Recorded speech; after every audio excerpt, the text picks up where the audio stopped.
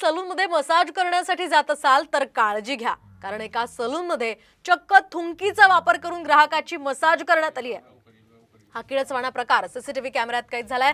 लखनौच्या एका सलूनमधला हा धक्कादायक प्रकार असल्याची माहिती आहे।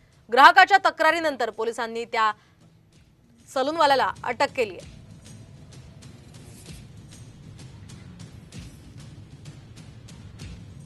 आपण पाहतोय अतिशय धक्कादायक आणि तितकाच किळसवाणा हा प्रकार लखनौमध्ये घडलेला आहे।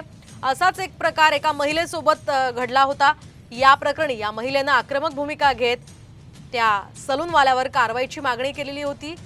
जावेद हबीब यांच्या संदर्भातली ती बातमी होती आणि आता लखनौमध्ये हा प्रकार घडलेला आहे। तर तुम्ही सलूनमध्ये मसाज करण्यासाठी जात असाल तर काळजी घ्या, कारण या सलूनमध्ये चक्क थुंकीचा वापर करण्यात आलेला आहे।